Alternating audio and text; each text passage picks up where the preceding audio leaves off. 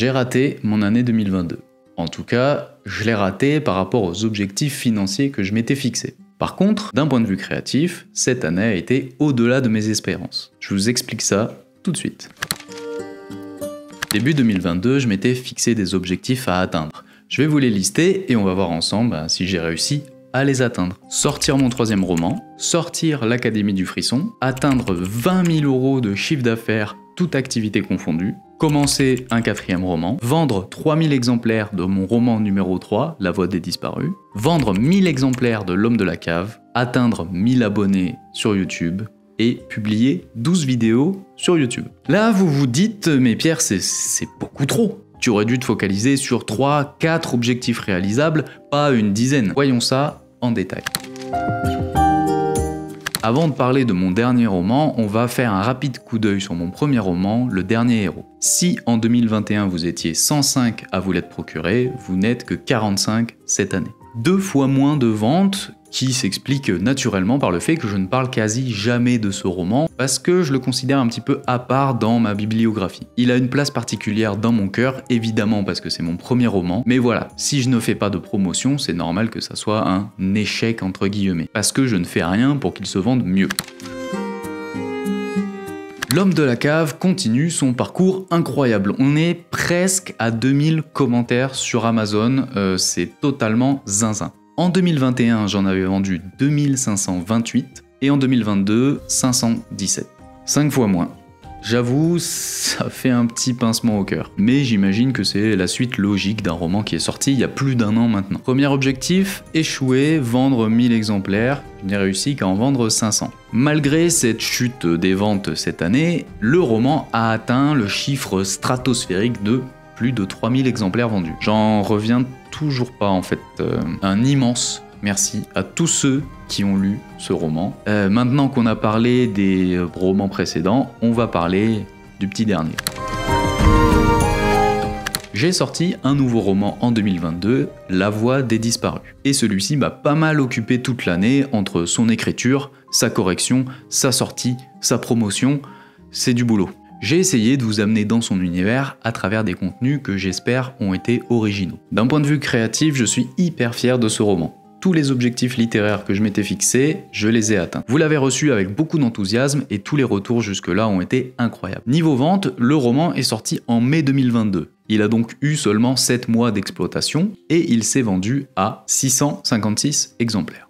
On va faire un peu les analystes du dimanche, mais en comparaison avec L'Homme de la Cave, il a eu la même courbe de progression les 4 premiers mois. Mais arrivé au 5e mois, il n'a pas décollé comme le précédent roman, L'Homme de la Cave. En analysant de manière froide comme ça, j'ai pas envie que vous me preniez pour quelqu'un d'obsédé par les chiffres. Simplement, quand on est auteur auto-édité, on a plusieurs casquettes. L'artiste qui ne se focalise pas du tout sur les chiffres, sur le marketing, puis le chef d'entreprise qui, lui, a des objectifs chiffrés et pragmatiques. Pour ce bilan de fin d'année, je dois porter les 2 casquettes. Observer de façon rationnelle les résultats et tirer ensuite des conclusions pour modifier ma future stratégie. Deuxième objectif raté, on est très loin des 3000 exemplaires visés. Si je m'étais fixé un chiffre aussi élevé, c'est dans l'optique optimiste que forcément mes romans n'allaient que davantage se vendre dans une courbe exponentielle infinie. Oui, c'était un petit peu utopique et en plus, c'était mal connaître le marché du livre. Encore une fois, La Voix des Disparus est un immense succès artistique pour moi, j'en suis hyper fier, mais un échec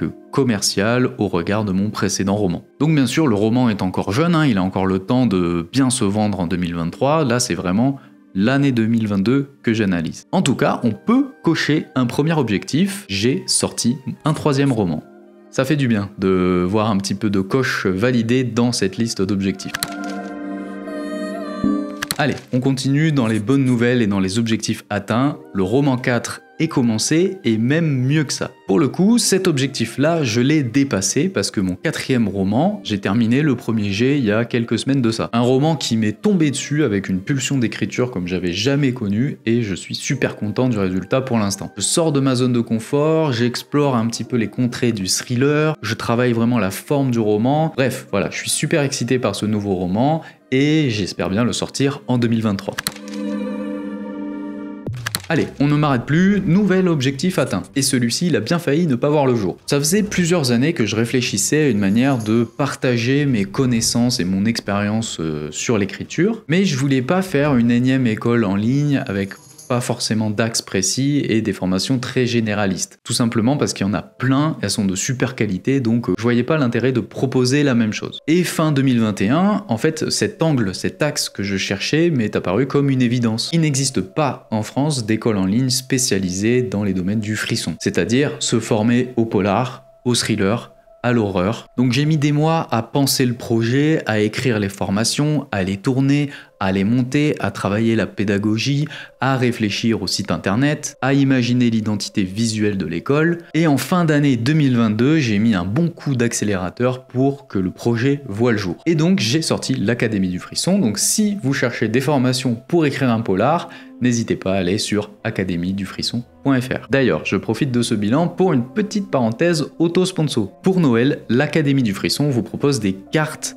cadeaux à imprimer. Pour l'achat de n'importe quelle formation, vous recevrez une carte cadeau à glisser sous le sapin. Une formation est une idée super originale, zéro déchet et qui, je suis sûr, saura faire plaisir à vos proches qui ont toujours rêvé d'écrire un roman. Alors, pensez-y.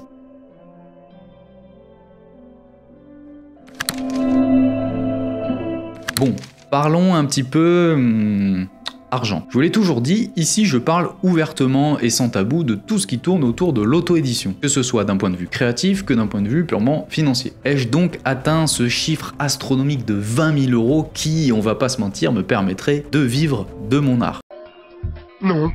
On va lister ensemble mes différentes sources de revenus. Donc on va commencer par l'Académie du Frisson. L'école est très jeune, elle a même pas 2 mois, et donc elle m'a rapporté pour l'instant 539 €, ce qui est tout bonnement génial. Il faut enlever les frais liés à la plateforme que je paye tous les mois qui s'élèvent à 99 €, et on arrive au chiffre d'affaires de 440 €. Vraiment, pour un lancement, c'est incroyable, je pouvais pas espérer mieux. Donc on va passer au livre. Le dernier héros m'a rapporté 194 €. Compte tenu de ma faible implication dans sa promotion, je juge ça vraiment incroyable que ça me rapporte 200 €. C'est fou. Mon deuxième roman, L'homme de la cave, m'a rapporté cette année 1673 €. Et enfin, La voix des disparus, 3063 €. Du côté de YouTube, vu que je n'ai pas encore assez d'abonnés, je peux pas monétiser mes vidéos, donc ça fait juste 0.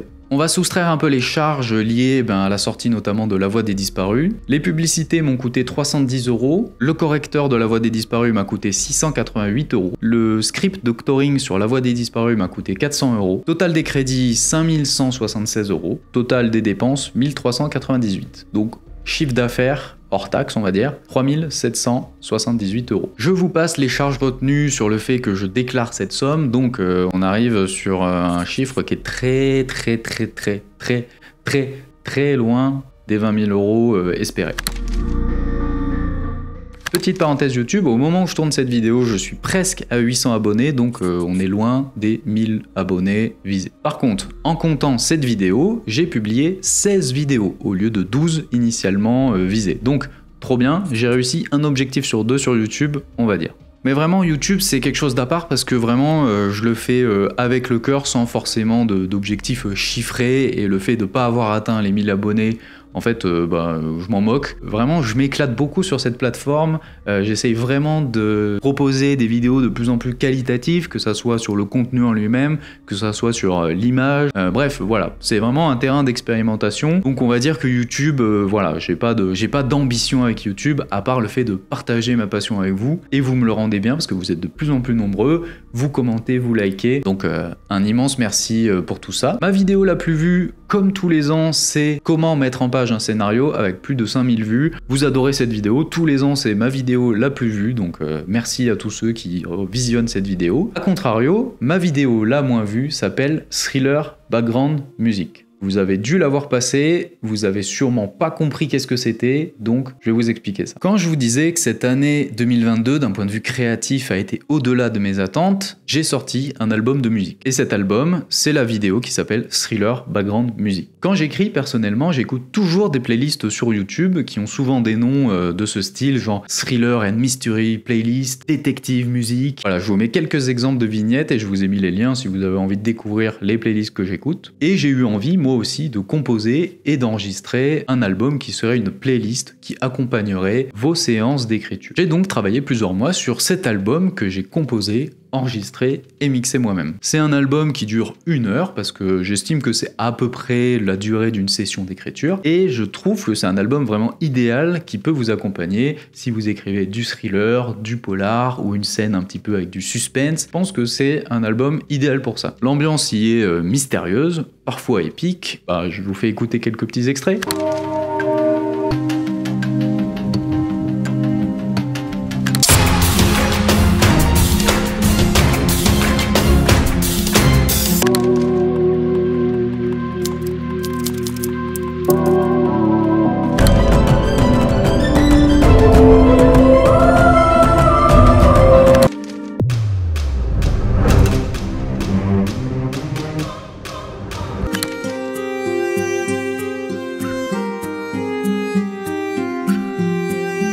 Vous pouvez l'écouter sur ma chaîne YouTube, mais également sur Bandcamp, je vous mets tous les liens en description. Cet album m'a permis d'exprimer une autre passion dont je vous ai jamais parlé, qui est composer et écrire de la musique, et donc je suis très content d'avoir pu lier ma passion de l'écriture avec ma passion de la musique. Pour vos prochaines sessions d'écriture, pensez à écouter cette playlist et dites-moi ce que vous en avez pensé.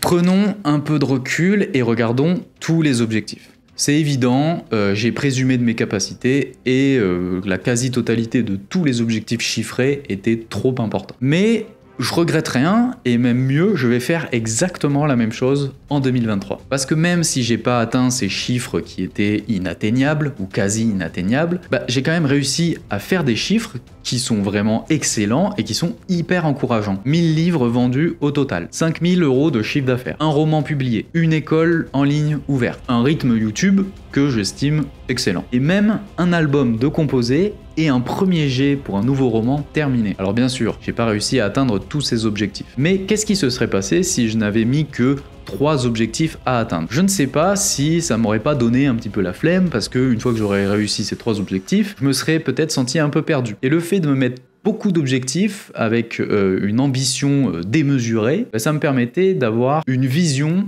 sur toute cette année. Et donc ça me permet aujourd'hui, même si je les ai pas atteints, d'être très fier de cette année, du roman que j'ai sorti et évidemment des chiffres que j'ai fait. Donc en bilan de cette année 2022, je dirais qu'il y a eu que des réussites. Parce que je suis allé au bout des choses et le reste en fait ne m'appartient plus. Que La Voix des Disparus ne se vende pas à 3000 exemplaires, bien sûr il y a une part qui m'appartient, mais il faut se l'avouer, la grande majorité c'est hors de mon contrôle. Viser la lune pour atteindre le ciel. Je trouve que c'est une bonne phrase qui peut résumer cette année 2022. Un immense merci, vous êtes toujours plus nombreux à me suivre, à me lire, et c'est extrêmement bateau, mais en fait c'est mathématique. Si vous n'êtes pas là, il n'y a pas d'écriture, il n'y a pas de roman qui sort, il n'y a pas de chaîne YouTube qui se développe, donc juste merci d'être là, et j'espère que vous serez encore là en 2023, parce que promis, j'ai plein d'idées folles pour 2023, et je pense qu'on va passer une très bonne année ensemble. En parlant de l'année prochaine, on va faire un rapide tour d'horizon de mes projets 2023 et des objectifs que je vais me fixer. On va les lister ensemble et on en reparlera l'an prochain pour voir si je les ai atteints ou pas. Pour ce 4e roman, je vais tenter une nouvelle aventure en maison d'édition. Donc voilà, je vais essayer de sortir de ma zone de confort de l'auto-édition et d'aller chercher une maison d'édition. D'ailleurs, si tu es éditeur, n'hésite pas à me contacter. Et voilà, je vous tiendrai au courant si j'arrive à me faire éditer en visant les maisons d'édition que je veux. Bien évidemment, un 5e roman, on va pas s'arrêter en si bon chemin, et j'aimerais bien écrire un 5e roman, au moins le premier jet. L'Académie du Frisson va continuer à se développer avec des nouvelles formations, avec des masterclass, avec un système d'abonnement, bref, j'ai plein d'idées. C'est vraiment que le début de cette école en ligne. Pour YouTube, continuez juste à vous proposer du contenu qui me fait plaisir, que j'ai envie de vous partager, et pour se donner un petit objectif, on va garder les 12 vidéos par an, ça fait une vidéo par mois, je pense que c'est raisonnable, et essayer d'atteindre les 2000 abonnés sur YouTube. Oui, j'avais des objectifs fous cette année, mais l'année prochaine ça va être encore plus fou. D'ailleurs, en parlant de chiffre d'affaires, on va réussir ces 20 000 €. On va y arriver, donc je me remets l'objectif de faire 20 000 € de chiffre d'affaires, toute activité confondue. Je sais que c'est complètement fou, mais voilà, moi ça me motive d'avoir un chiffre aussi élevé. En termes de vente de livres, par contre, je vais revoir un petit peu mes ambitions à la baisse, ou en tout cas, je vais les modifier. Cette fois, je vais pas avoir d'ambition par roman, mais j'aimerais juste, en 2023, vendre 2000 romans, de tous mes romans confondus. Avec un peu de chance, le 4e roman sera sorti, donc j'ai bon espoir d'arriver à atteindre cet objectif. En tout cas, je vais tout faire pour. Et enfin, un objectif créatif qui est un phare dans la nuit que je ne veux pas oublier parce que c'est vraiment mon credo, donc je me le remets en objectif pour ne jamais l'oublier. Toujours prendre du plaisir à créer. Par exemple, quand je suis dans une phase d'écriture, ne pas penser marketing, ne pas adapter mon histoire pour me dire « Ah bah tiens, si je fais comme ça va mieux se vendre ». Toujours prendre du plaisir et toujours mettre la qualité créative et en tout cas la créativité en priorité absolue. Et en fait, le reste, tous les chiffres que j'ai dit avant, ça vient en second plan. Le premier objectif prioritaire, c'est prendre du plaisir et créer ce qu'on a vraiment envie de créer. Voilà, une année 2023 chargée. Je terminerai ce bilan de l'année, donc qui sera la dernière vidéo de l'année, par un immense merci pour cette année 2022 que vous m'avez fait vivre. C'était incroyable. Encore une fois, les retours sur la voie des disparus, ils sont fous. Un grand merci à vous. Je vous souhaite de passer d'excellentes fêtes. Nous, on se retrouve janvier 2023 pour des nouvelles vidéos. Si vous glissez une formation Académie du Frisson ou un de mes romans sous le sapin, pensez à prendre une petite photo et à me l'envoyer. Franchement, ça me fera trop plaisir. Je vous dis à 2023, portez-vous bien et écrivez bien. Ciao!